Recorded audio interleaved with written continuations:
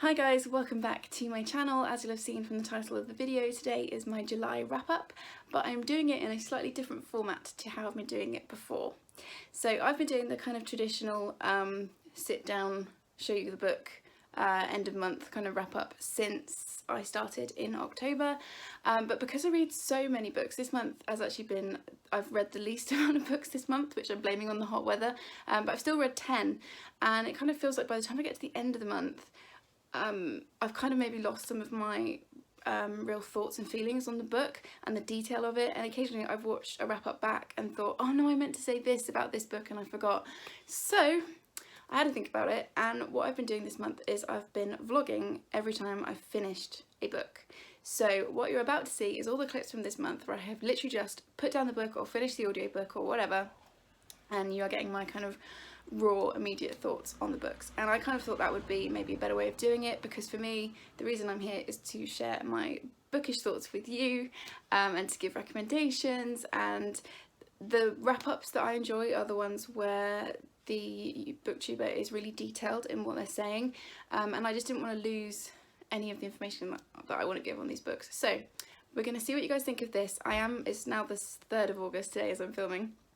And I have started doing it already for August, but please do give me some feedback below, let me know what you think, and I'll see you at the end. So it's the 5th of the month and I've just finished my first book of the month, which was The Dolf by Kate Hammer? I think it's Hammer because there's only one M. Anyway, I've just finished listening to that on Scribed. It's a work day, which is why I look like this and have no makeup on. It was a really weird reading experience. So it's on GoodReads and on Scribed. It's listed under like thriller mystery, so I thought it was going to be like a creepy, like maybe serial killer type story, and it's not that at all. It's actually like a family drama with supernatural elements to it. So we're following Ruby, who's 13, and she comes down on her 13th birthday, and her parents, the people she thinks are her parents, tell her that they're not her parents and that she's adopted, and she basically sets out to find her real parents.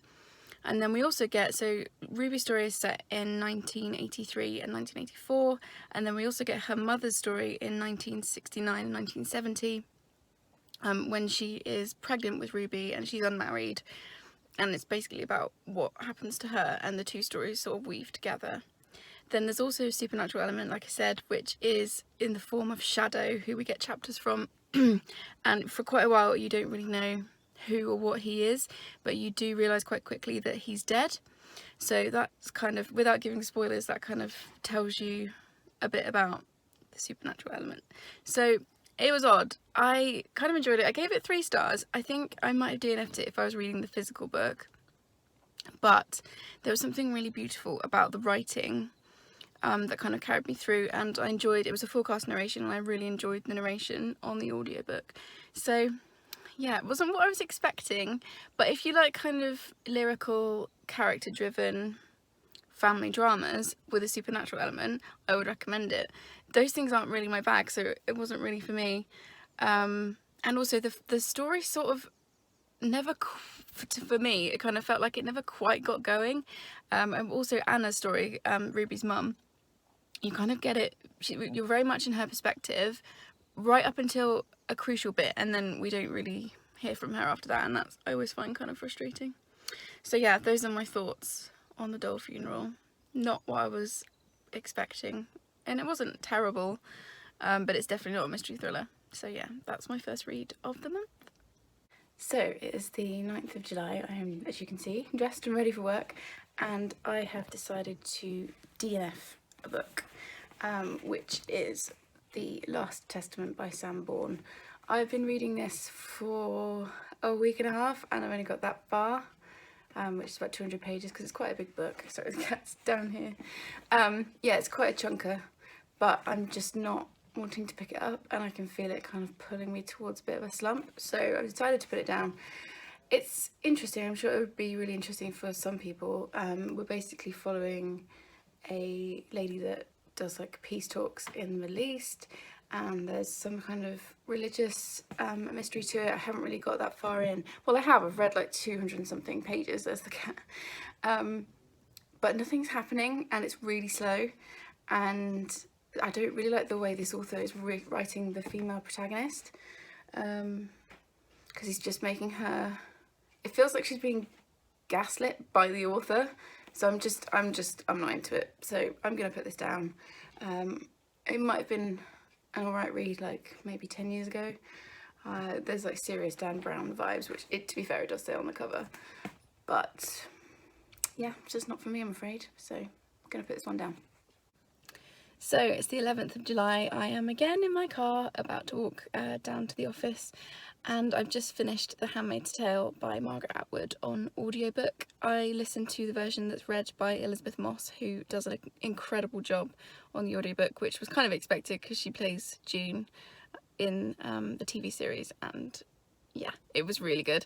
I'm going to do a full video, it might already be up by the time this wrap up goes up, so I'm going to do a full video on Handmaid's Tale because, like I've said loads of times on my channel before, it's my favourite book of all time. So this was obviously a reread for me. I've read it probably, I don't know, more than a dozen times, and it's always a 5-star for me. So yeah, I won't bore you with it here, but I have listened to the audiobook, loved it, would really recommend that audiobook. I've also, weirdly, I've got like another edition of the audiobook that Gary bought me a few years ago, which is read by, Claire Danes, which is also really good. But when I saw that Elizabeth Moss was reading it, I thought, yeah, I've got to give that a go. So I used my Audible credit this month. Yeah, so that's my reading update for today. Just thoroughly enjoyed it, always do. Always find something different in it, and yeah, read it if you haven't already. So it's the 12th of June, it's Friday night. I'm being very rock and roll in my very old Harry Potter pyjama top, and I've had a couple glasses of wine with my husband and some dinner. It's been a very long week and I've been feeling quite slumpy with my reading. I haven't really felt like it for the last few days, which I think mostly is because work has been absolutely insane and there's been loads going on in my private life, and I've just been really tired when I got home, so I've been watching TV instead. But I did finish another book today, which is my non-fiction read for the month. It's this huge hardback, so bear with me a second. Right, it's The Fact of a Body, A Murder and a Memoir, and the author is Alexandria, and I'm gonna definitely get this wrong, Mazzano Lesnovich. Wow, butchered that. Yeah, that's the cover. It's a massive hardback, so I can't hold it up whilst I talk. I am ashamed to admit that it's the 12th of July and it's my first library read of the year, which is really bad. I have got to get better at that in the second half of the year. Anyway, as you would expect from the title, A Murder and a Memoir, it is half true crime and half her memoir. Trigger warnings for sexual violence and murder, and the murder and rape of a child, so it's definitely not for the faint-hearted. I found it really interesting though. I really like true crime and I'm getting into memoirs, so this was kind of a good balance. I saw Harriet Rosie talking about it a while ago and put it on my TBR, and then saw it at the library and thought, yes, there is a book I will borrow from the library. So we're basically following two kind of storylines, but I'm really not very good at this vlogging thing. We are following Alexandria in her second year as a law student when she came across this case of a little boy who had been killed by a paedophile, a known paedophile, and the criminal was convicted of that and put on death row, and she had grown up not believing in the death penalty, and then she saw his confession tapes and there and then had this feeling that she wanted him to die. And it's kind of her exploring his story, the story of the little boy, and trying to trace it back to its roots and trying to work out why this would happen, what would cause someone to do that. And it was really interesting. The reason that I enjoy true crime is the psychology behind it. It is that why, how has that person got to this point, and she really gets into the real fine details of that. And then at the same time she's exploring her own history, and this is not a spoiler because we find out very quickly that she was sexually abused by her grandfather growing up, as was her sister, and so she looks at the connections between her grandfather and the perpetrator of this crime, and looks at why she has reacted to the crime in the way that she has, and how her past has kind of played into that. So it was tough reading. There's parts of this that are really graphic, and even for someone like me, I've read loads of true crime and I've watched loads of like true crime documentaries and that kind of stuff. Even for me, it was hard going. I think partly because like Charlie was here while I was reading it, because I read most of it last weekend in like 2 sittings, and then for some reason left it with 10 pages to go like all week because I just haven't been in the mood to read. Yeah, I think it's because he was here, so it kind of brings it much closer to home. But somehow she manages to write really beautifully, and there's passages in this that are beautifully written, and I always think it's weird to say that you enjoyed a book like this, but I didn't enjoy it, but I did appreciate what she'd done, and it was really interesting, and I would give it 4 stars, and I would recommend it if you're interested in true crime, because this is true crime, like, but with a slightly different twist, because it's made even more personal to the author because she's including her life story as well and her experiences. But go into it carefully is all I would say. So I look like a potato. There we go. And I've just rambled at you for 4 minutes. So yeah, that's my non-fiction of the month. So it's the 16th of July and I have just finished my next read for the month, which was this chunker, which is The Virgin's Lover by Philippa Gregory. It's massive. I don't know if you can tell, like next to my head, it's huge. It's a reread for me, and we're following the first couple of years of the reign of Elizabeth I, and basically her affair with a married man called Robert Dudley, who was her Master of the Horse. Now, I'm going to put this down because it's heavy. Now, we know it's historically factual that he was her Master of the Horse. They were always rumoured to have been in love, but he was married to a woman called Amy Robstart, I think, and Amy died under mysterious circumstances, and there were always rumours that they were lovers, him and Elizabeth, but we don't know for sure. But in this, Gregory writes it that they are lovers, and it's basically about what happens. We follow Elizabeth's point of view, Dudley's point of view, Amy's point of view, and Lord Cecil, who was Elizabeth's kind of prime minister before it was such a thing. So we're following all the different perspectives, and it's a really tough one. I've rated it 3 out of 5 in the end. Like I said, it's a reread. This is my original copy, which is looking pretty battered. I've rated it 3 out of 5 in the end. I love Philippa Gregory's writing style. I reread The Other Boleyn Girl, I think either at the end of last year or the very start of this year. And I love her writing. I love the detail. I always kind of get swept away with the court. This is nearly 500 pages, and I basically read most of it on Sunday. I've just finished it today. I finished the last like 50 pages today, because it's always really well paced, and yeah, I really enjoy her writing. But on this one, everyone's just so horrible. Like, Elizabeth is painted as this like needy, bratty, hideous woman, which she might have been. It's not a sympathetic portrait of her. Robert Dudley comes across as really ambitious, like ruthlessly so. All he cares about is power. And to start with, they do have quite a good love story, and I did really enjoy that bit, but it kind of turns sour really quickly. And then Amy just comes across as this like weepy, pathetic woman who gets left behind, and it's also historically inaccurate in a few places, mainly that in the book Amy is illiterate, so she can't read or write, and we know for a fact that that is not the case, and a woman of her standing just wouldn't have been anyway. So that's kind of pulls me out of the narrative a bit, and that's kind of annoying. So it was 3 out of 5. I did enjoy it, but there's just a few too many things for me for it to be a 4 or 5. But yeah, I would recommend it if you like historical fiction.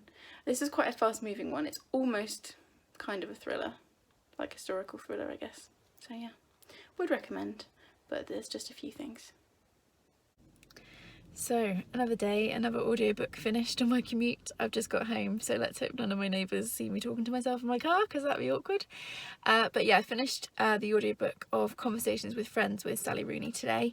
I read her other one, Normal People, earlier in the year, I think. Yeah, I think my brother bought it as a Christmas present for me, so yeah, earlier in the year, and really enjoyed it. This one I think is her first one, and I'm having what appears to be an unpopular opinion in that I really didn't like it.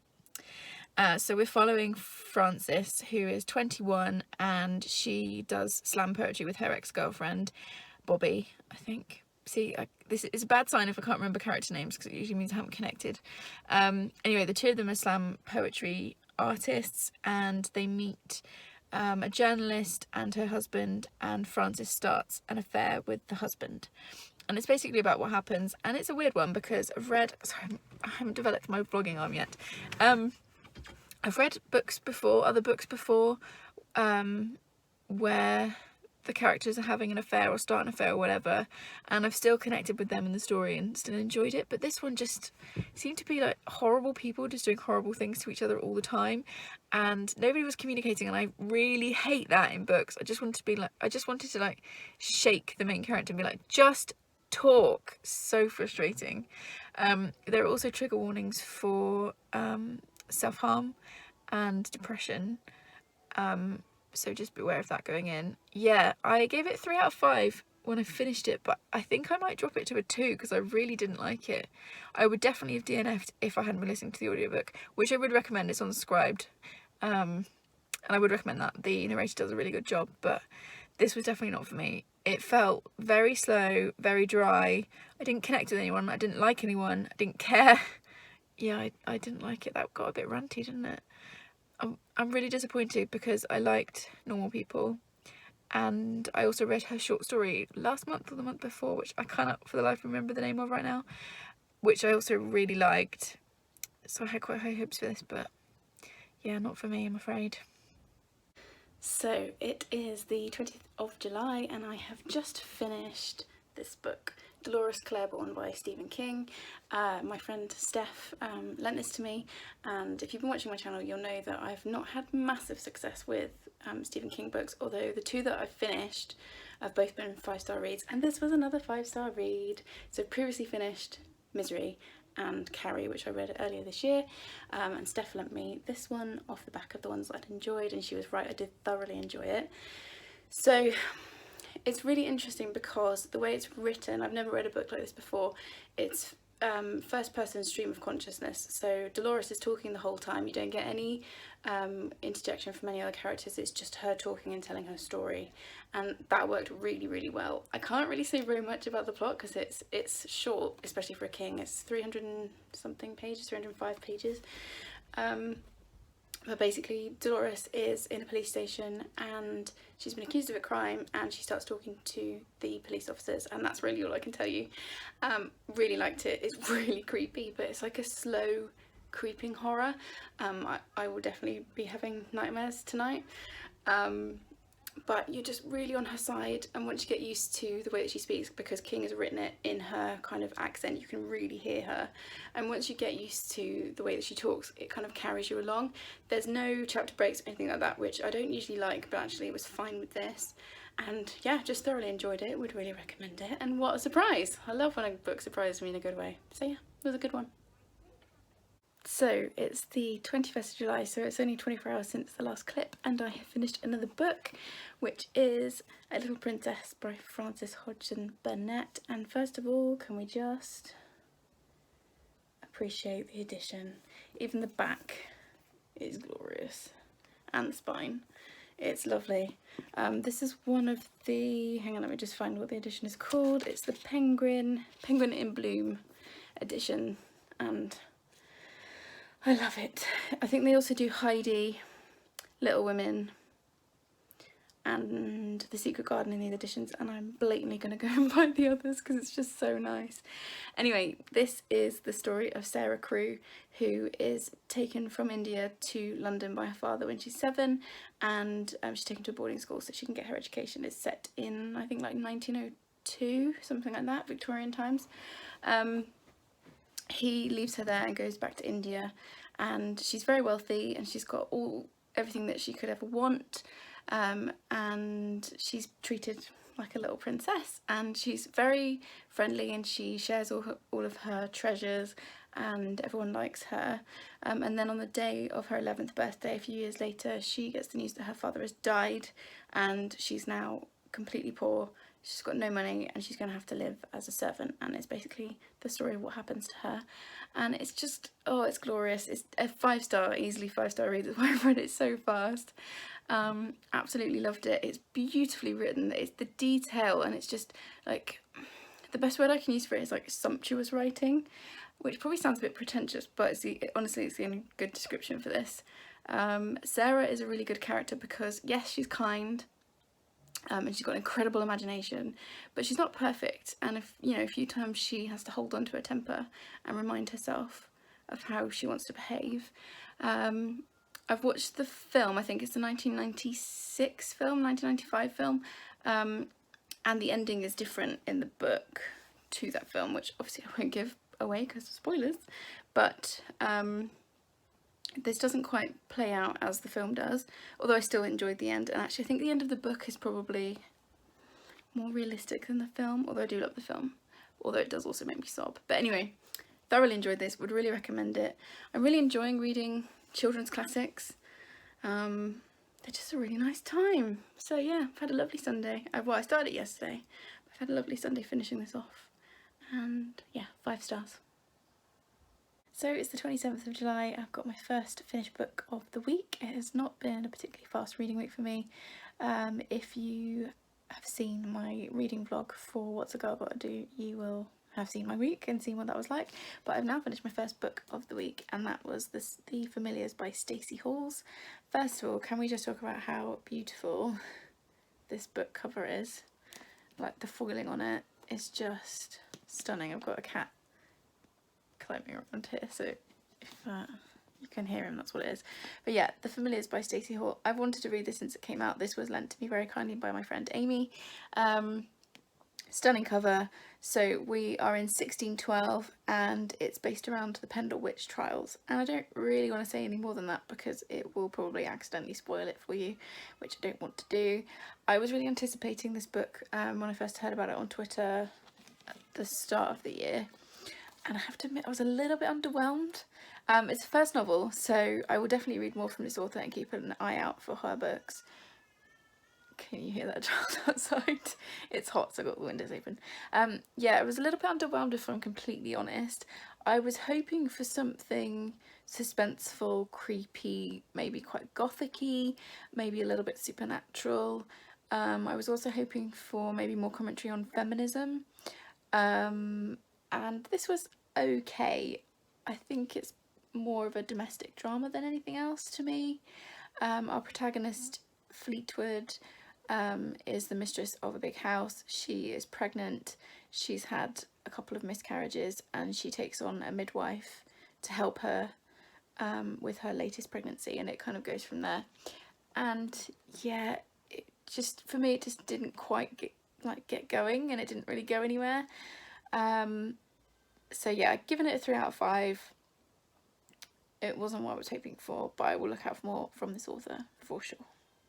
So it's the 28th of July and I have just finished What's a Girl Gotta Do by Holly Bourne. I've been buddy reading this with Nicole from Beautiful Chaos of Books, and there will be a whole reading vlog coming later this week for this book, so have a look out for that.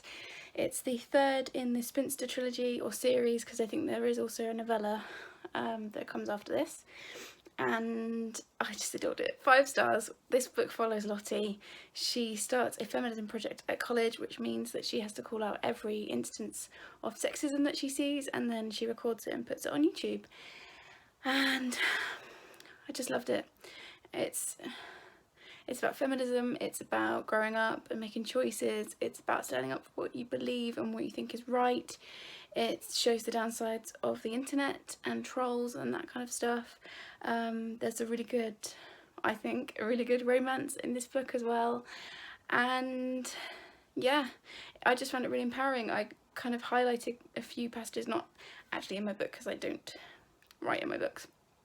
But if you've been following me on Bookstagram over the last few days, you'll have seen I've been flagging some passages that I really liked, and it was a fantastic kind of last full book for this series, and yeah, I just really thoroughly enjoyed it and would very much recommend it. So it's still the 20th of July and I've just finished my second 5-star read of the day, which is The Flat Share by Beth O'Leary. I absolutely adored this book and flew through it. I started it last night. It's now about 7:30 on Sunday and I've just finished it. So you've probably seen this around because it's been all over Booktube, but it follows Tiffy and Leon, and they have a flat share or room share. So Leon works nights, so he sleeps during the day, and Tiffy works days, so she sleeps there at night. So they never actually meet to begin with, and then they start leaving each other notes and become friends, and it is a contemporary romance, so there's obviously a romantic aspect to this. But what caught me off guard was it's got a lot more to it than just a fluffy romance. There are trigger warnings in this for gaslighting, coercive control, stalking, PTSD, so there's a lot going on, but I really liked how it was handled and how it was discussed, because it was done in a way that was very accessible. So if somebody had never heard of gaslighting, they would be able to get it from this and get a really good understanding. And there were really good conversations about consent, and all that good stuff. And also there's just the romance in this is really nice, and the ending made me cry in a good way. And yes, I have just thoroughly enjoyed it, and I'm going to look out for anything else from this author because it was fab. So those are all the books that I read in July, and I just thought I would put a quick bit in here at the end just to wrap things up and to give you my stats. So as you'll have seen from that, I read 10 books with 1 DNF. I read a total of 3,570 pages, which is 116 pages per day, which is the least I've read all year, but it was still a good month. Still got 10 books done. For star ratings, I had 5 5-star reads, 1 4-star read, 4 3-star reads, and 1 DNF. I didn't have any 2 or 1-star reads, which is pretty normal for me, because if a book is below 3 stars, I'm likely to DNF it. In terms of genres, I read 1 family drama, 1 dystopian, 1 non-fiction, 2 historical, 1 literary fiction, 1 thriller, 1 classic, 1 contemporary fiction, and 1 YA fiction. So it was pretty spread out. I did have a really good reading month. I did enjoy it. And yeah, those are all the books I read this month. So please leave me a comment. Let's chat books in the comments, and I will see you next time. Thanks guys. Bye.